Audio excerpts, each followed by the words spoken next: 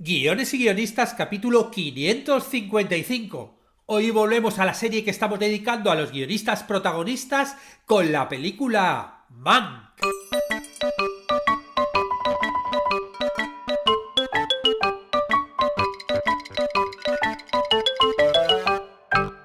Buenos días a todos, bienvenidos a Guiones y guionistas, el podcast con el que todos podemos aprender a hacer guiones y en el que el guionista es el rey y la guionista la reina. Yo soy David Esteban Cubero, vuestro anfitrión, y cada semana salimos al aire con 2 programas en los que vemos un nuevo elemento, técnica o herramienta para que sepáis más del protagónico mundo de los guionistas y el eterno arte de los guiones. Bueno, los guionistas estamos acostumbrados a escribir historias donde las protagonistas son otros, ¿no? Tienen otro oficio. Pueden ser superhéroes, espías, oficinistas, cantantes, abogados, lo que sea. Bueno, pero también a veces escribimos historias con guionistas protagonistas. Muy bien, pues hoy vamos a continuar con la serie de podcasts en las que analizo películas donde los guionistas son los personajes principales y que tratan sobre sus dilemas y sobre sus conflictos. Ya vimos un podcast sobre Sunset Boulevard y del genial Billy Wilder y hoy vamos a ver Mank de David Fincher. Pero antes recordaros como siempre que en la plataforma de cursosdeguion.com podéis aprender todo lo necesario para escribir guiones y convertiros en guionistas. Porque, bueno, cada vez hay más productos que necesitan un guión, no solo series y películas, sino que tener conocimientos de storytelling también nos ayuda a contar historias en vídeos, redes sociales, newsletters, en todos los lados. Y aquí tenemos cursos que te enseñan a escribir cortos, largos, series, webseries, documentales, cómics. Bueno, tenemos ya más de 80 cursos a día de hoy y cada semana salen clases nuevas. De hecho, esta semana comenzamos curso nuevo, el curso de guión de biopic. Porque, ¿qué es lo que pasa? Que en estos últimos años hemos visto el apogeo de películas biográficas en los Oscars, tanto en nominaciones como en premios. Muy bien, ¿no? Son las típicas películas que les encantan a los actores porque bueno, la verdad es que se suelen llevar la mayoría de premios los actores de biopic. Sin ir más lejos, el último, bueno, ya vimos con el último Oscar, Will Smith, ¿no? Con el biopic del padre de las hermanas Williams. Bueno, pues aquí en este curso vamos a ver en qué consisten estas películas centradas en la biografía de una persona y cómo realizar los guiones, porque se puede encarar de muchas formas distintas, como veremos en el curso. Por cierto, algunos me habéis preguntado por los regalos que hay en la compra del libro de El formato de guión guía para escribir como guionista profesional que podéis comprar en Amazon. Bueno, pues en el interior hay un enlace que te lleva a una página web donde puedes descargarte 2 regalos. Y quiero avisaros de que hay uno de ellos, el del libro de descripciones de personajes, 100 ejemplos, que solo se puede descargar por tiempo limitado. Quedan solo 6 días y después el enlace, bueno, pues directamente lo voy a sacar de la web. Con lo cual, si este podcast no lo estás escuchando cuando lo saco, sino de repente 2 meses después, pues obviamente no va a estar. El caso es que este libro, ¿no? es un PDF de más de 100 páginas en el que explico cómo describir personajes en un guión y muestro ejemplos de 100 personajes clásicos extraídos de los guiones originales. Con lo cual, si estabas pensando en comprarte el libro, hazlo cuanto antes porque va a volar. Bueno, nos damos ya con Mank, esta película que es del año 2020, está producida en Estados Unidos por Netflix, el director es David Fincher y el guión lo hace su padre Jack Fincher. Y el reparto, bueno, es Gary Oldman, ¿no? El personaje protagonista que hace de Mank, y también está Amanda Seyfried, Lily Collins, Ashley Howard, Charles Dance y Tom Burke. Bueno, nos vamos con la sinopsis.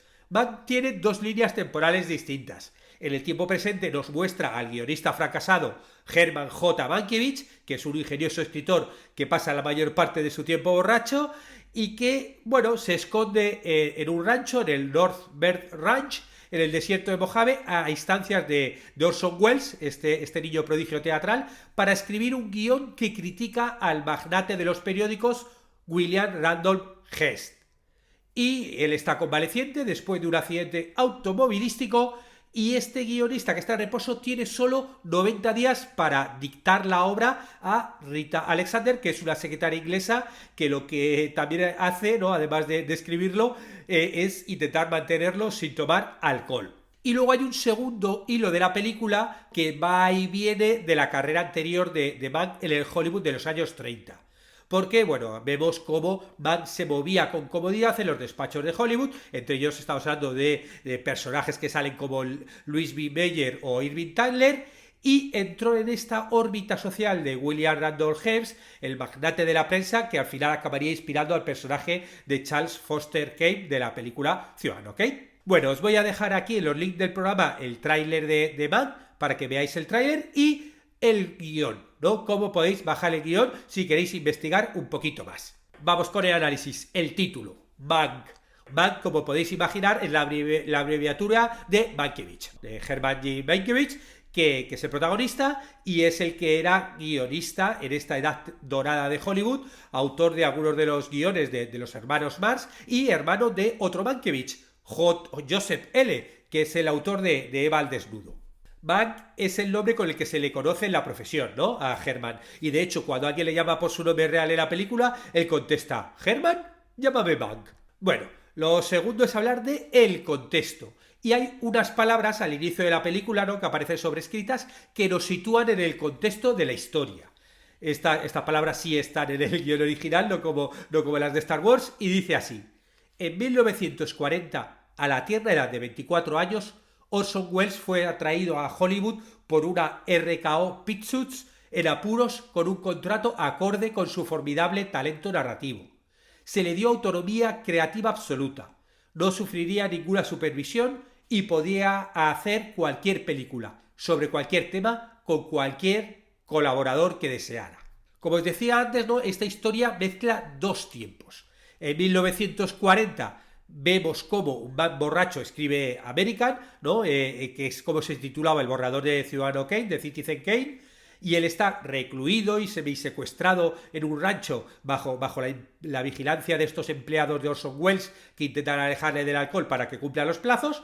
Esto es una parte de que vemos, pero en el pasado esos flashbacks nos hablan de todos los estudios de Hollywood, de cómo era la etapa dorada, de donde él también trabajaba, de la amistad con Randolph Hearst y Marion Davies, la mujer de Randolph Hearst, la pareja, y esas razones que le llevan a escribir un retrato tan crítico, ¿no?, en Ciudadano Kane. Nos vamos con el personaje protagonista, con el guionista. ¿Quién es?, pregunta Louis B. Mayer. Solo es un guionista, contesta Irving Thalberg refiriéndose a Herman Mankiewicz en esta película. Y es que, claro, Herman Mankiewicz era un personaje real, era un dramaturgo, un crítico neoyorquino y un guionista, claro, cuya mayor fama, ¿no?, a lo largo de la historia es escribir este guión de Ciudadano Kane junto a Orson Welles, por el cual ganó el Oscar en el año 1941 al mejor guión original. Y también es conocido por ser hermano mayor de Joseph Mankiewicz, que también es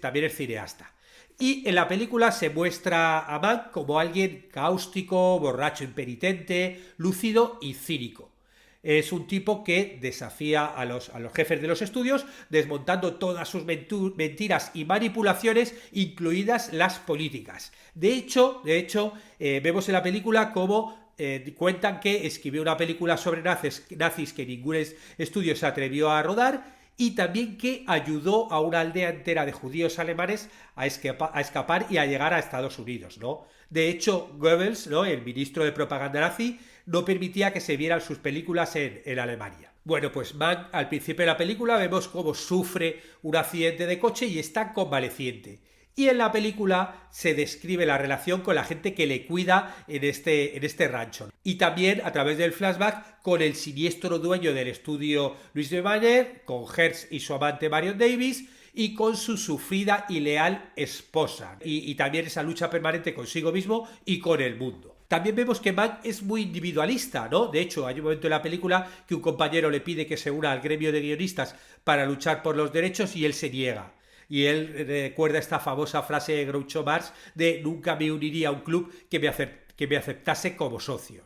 También vemos en la película la lucha entre el progresista Upton Sinclair y el conservador Frank Berryman, que es apoyado por el establishment de Hollywood, y que todo eso sirve de telón de fondo para describir una derrota más a sumar a todas las acumuladas por Mank en todos los flashbacks, ¿no? De hecho, en la película vemos cómo Mank escribe el guión de Ciudadano Kane, pero no quiere salir en los créditos. Llega a un acuerdo con Orson Welles para no llegar a un crédito, pero su hermano Joseph le avisa, le dice que es eso, que se rumorea, que está ayudando a Orson Welles, que está escribiendo un guión y que ha leído el guión y que se nota que el guión lo ha escrito él, ¿no? Y que Hearst va a ir a por él y que lo va a destruir. ¿Y por qué lo escribió? Bueno, dentro de la película, ¿no? Te cuentan cómo se rumorea que va contra Hearst porque lo sacaron de la nómina de la MGM, también en la cena final, ¿no? En esa cena final, se enfrenta a Hearst, se enfrenta a Bill Mayer, y ahí Mayer también revela que Hearst le revela, ¿no? En un momento de pique que Hearst paga la mitad del salario de Mann, no porque le gusta cómo escribe, sino porque le gusta cómo habla. De hecho, le decía que se sentase a su lado en las cenas, ¿no? El siguiente punto que vemos es qué guiones escribe este guionista, ¿no? Bueno, al principio vemos que Mann dice que escribe para Paramount y no para MGM porque allí los guionistas trabajan en equipo y él prefiere hacerlo de forma solitaria. Y a lo largo de la narración vemos cómo Mann escribe estas 327 páginas de American, que es el borrador de lo que luego se convertirá en Ciudadano Kane, ¿no? Y bueno, Mann se inspira en la creación de Ciudadano Kane en eso, en William Randolph Hearst, que es alguien que tenía poder absoluto casi, ¿no? Era un gran dueño de los medios de comunicación de la época y que luego, bueno, acabó abandonando el mundo, refugiándose en una fortaleza llamada Sanadu. Sobre la escritura del borrador, el propio Mann comenta en la película: la narrativa es como un enorme círculo, como una espiral. No hay una línea recta que apunte a la salida más cercana. No puedes plasmar toda la vida de un hombre en 2 horas, solo se puede crear una impresión de ella. Y realmente en el guión escribe frases muy brillantes, pero es muy complejo para el público, ¿no? Hay un momento en que Houseman, uno de los personajes, le dice: la historia está dispersa, el público necesitará un mapa para entenderlo, ¿no? Debilidad del protagonista. Bueno, aquí es muy sencillo descubrirla porque Mann tiene una gran debilidad y es que es alcohólico. Y en esta reclusión donde se encierra para escribir, el productor Houseman le dice que el alcohol está prohibido. Pero, estamos hablando de Mann y él bebe a escondidas, ¿no? Sustituye el interior de unas botellas de sedante por alcohol a escondidas, ¿no? Y le ayuda a Frieda, que es una ayudante suya, es terapeuta, es alguien a la que, bueno, hay un momento en la película que cuenta que ella es de esta aldea, ¿no? De judíos a los cuales le salvó él y como que, bueno, es súper fiel, ¿no? Y bueno, otra de las adiciones que tiene es el juego. De hecho, a lo largo de la película, en los flashbacks, vemos cómo tiene una deuda que en el estudio pagan un poquito a modo de chantaje. Necesidad. Bueno, Mann tiene que terminar el guión en 90 días, ¿no? Que le ponen el plazo de 60 días y como 30 más, ¿no? El caso es que, bueno, vemos a lo largo de la película cómo le van quedando 2 semanas, no va a acabar a tiempo y juegan mucho con ese deadline, ¿no?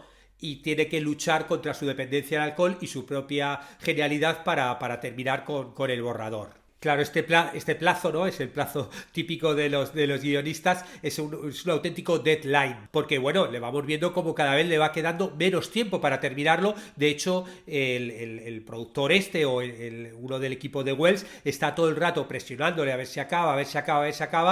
Alguna vez también le llama Orson Welles y bueno, él va a su ritmo, él va a su ritmo, ¿no? Porque bueno, pues va contándole muchas historias de Hearst a lo largo de la escritura del guión. Y luego escribe por las noches, también un poco medio borracho. Bueno, él se lo va dictando a su ayudante y ella es la que luego lo va escribiendo, ¿no? El arco de transformación. Bueno, aquí realmente el arco de transformación lo vemos a través de los flashbacks, porque con los flashbacks te van revelando cómo Mann pasó de sentirse deslumbrado por este estilo de vida de Hearst, de William Randolph Hearst, a verse sumido al final en una decepción, en un desengaño frente a las élites, y al final vemos cómo las relaciones van empeorando no solo con Hearst, sino también con Louis B. Mayer y con Irving Thalberg, ¿no? Los otros jefes de los estudios, ¿no? Y a lo largo de la historia vamos viendo cómo va teniendo esa especie como de renacer moral y cómo va resistiendo esas presiones para que abandone la escritura del proyecto, disfrutando de un guión que sabe que es valioso. Aparece su hermano que le presiona: oye, mira, que este se va a enterar y te va a atacar. Aparece también, habla con la pareja de Bill Meyers, con Marian, que bueno, él aquí pone que tiene una buena relación con él, pero igual también le dice que no lo esquiva, que lo deje, que deje el proyecto. Pero claro, él siente que ese guión es valioso, ¿no? Y por eso al final, aunque había llegado a un acuerdo con Orson Welles para que no iba a salir por el crédito, él decide luchar por el crédito en el guión. Y eso tiene que ver con su transformación, desde el que al principio firma el acuerdo, que le da igual también los créditos, hasta al final, ¿no? Tiene esa especie como de relación moral que le hace luchar por la historia que quiere contar, ¿no? Y escribirla, aunque reciba presiones, y por el crédito a esa historia. El tema de la película es que realmente te abre un debate, que es ¿quién escribió realmente Ciudadano Kane? ¿No? O sea, lo más parecido a un conflicto dramático central que tiene Mann es esa discusión sobre quién es el autor del guión que al final compartieron los dos, ¿no? Orson Welles y Mankiewicz. Este debate también no es algo nuevo. O sea, es un debate que lo comenzó ya en los años 70, una crítica, Pauline Kael, ¿no? Hizo un ensayo que se llama Raising Kane, cual, bueno, pues ahí dedicó mucho esfuerzo, mucho trabajo y mucha dedicación a poner en valor el trabajo de Mankiewicz. Porque, al fin y al cabo, él era quien conocía personalmente a William Randolph Hearst y a Marion, en los que supuestamente se están basando en la película. Bueno, con lo cual a partir de los años 70 ya empezó ese debate y bueno, a día de hoy ha habido, bueno, hay opiniones un poco desde todos los lados, ¿no? Y hay una especie como de consenso en que la autoría fue conjunta, ¿no? Y así quedó claro en los 5 borradores que se redactaron antes de iniciar el rodaje. El primero es de febrero de 1940, cuando aún se llamaba American, y el último de 1940, de junio de 1940. O sea, sí, obviamente, Mankiewicz escribió pero el guión, pero hubo muchas aportaciones de Orson Welles, tanto en las ideas como de personajes. Lo del propio François Truffaut, por ejemplo, decía que, bueno, pues tú ves el personaje de Kane y se quedó justo huérfano a la misma edad que Orson Welles. Luego hay muchos personajes por ahí que están basados en personajes del entorno de Orson Welles. O sea, como que, bueno, como que hay aportaciones también de Orson Welles. Pero claro, en este debate, el guionista de Mann, Jan Fincher, opta por dar la autoría y el protagonismo a Mankiewicz. De hecho, en la película Orson Welles, vamos, es que ni se acerca a la máquina de escribir, y no solamente que no se acerca a la máquina de escribir, sino que no escribió nada, sino que tampoco se le ve ahí debatir sobre ideas, no se le ve haciendo brainstormings ni nada. O sea, directamente el único que escribe todo es Mankiewicz. Lo que pasa es que, claro, luego también es verdad que hace un borrador de más de 300 páginas y luego, pues me imagino que se lo entregó a Welles y luego ahí harían todos los recortes y cambios necesarios, ¿no? Bueno, aprendizaje para guionistas, que me gusta que en estos podcasts también podamos ver y aprender algo nosotros de los personajes que han llevado otros guionistas a la pantalla. Yo creo que un aprendizaje que podemos tener aquí es que, aunque llegase un acuerdo con Welles en el que renunciaba a tener el crédito de guionista de la película, al final Mann le dice que quiere su crédito, dice que es el mejor guión que ha escrito y no va a renunciar a su autoría. Y al final, bueno, como que Orson tiene que acceder a regañadientes y los dos comparten el crédito y ganan el Oscar. Y es que verdaderamente los guionistas estamos acostumbrados a compartir créditos con directores o con productores que luego no escriben ni una sola palabra. Es decir, son gente que puede que tenga la idea, que a lo mejor es suya, que te supervisen la escritura, que te saquen el proyecto adelante, que te den alguna idea, pero que no escriban ninguna palabra. Y yo creo que realmente si no escriben una palabra no deberían tener su crédito, ¿no? O sea, el crédito realmente es lo que nos queda a los guionistas y no debemos renunciar a él por dinero o por exigencias de la industria. O sea que yo creo que ese aprendizaje de cómo él al final hizo este cambio, yo creo que podemos tenerlo, ¿no? Luego, esta película fue candidata a 9 Oscars, incluido el de Mejor Película, Mejor Actor, Mejor Director, esos dos para Welles, pero al final solo obtuvo el de Mejor Guión Original, ¿no? Que es un reconocimiento al final compartido entre los dos, entre Welles y Mankiewicz. Si hablamos del guionista de la película, este es el señor Howard Kelly Fincher, más conocido como Jack Fincher, que es un guionista, bueno, fue un guionista y un periodista de Estados Unidos que escribió para muchas publicaciones periódicas y revistas, ¿no? Y de hecho fue jefe en las oficinas de la revista Life en la ciudad de San Francisco y, sí, lo habéis intuido, Fincher, ¿no? Es el padre del director de cine David Fincher, que es el director de la película. De hecho, Jack escribió el guión de la película en la década de 1990 y al principio David Fincher quería hacer la película después de hacer The Game. y de hecho iba a protagonizar lo que Kevin Spacey y Jodie Foster iba a ser los protagonistas, ¿no? Bueno, el caso es que nunca llegó a buen término y Jack Fincher, el guionista, murió en el año 2003. Bueno, pues a su hijo, por lo visto, se quedó con el guión y con las ganas de hacerlo y finalmente consiguió convencer a Netflix y el proyecto se anunció en julio del 2019 y se rodó en Los Ángeles desde noviembre del 19 hasta febrero de 2020. Y para terminar, 3 frasecitas de la película. Una que dice Mank, que dice: no trabajo con la mitad de productores y la otra mitad no trabaja conmigo. Hay otro momento en que Irving le dice: qué formidables serían las personas como usted si colaboraran por una causa. Y termino con una frase que dice Orson Welles en la película que dice: tú siempre sorprendes, por eso te elegí. Nadie más es Mankiewicz. Con esta gran frase terminamos el podcast de hoy. Muchas gracias a los que os suscribís a los cursos de guión, contratáis las consultorías y mentorías o compráis los libros porque ayudáis a que el podcast se mantenga. Estaremos juntos los martes y jueves con nuevas técnicas, estrategias y análisis para que aprendamos entre todos a ser mejores guionistas. ¡Hasta pronto!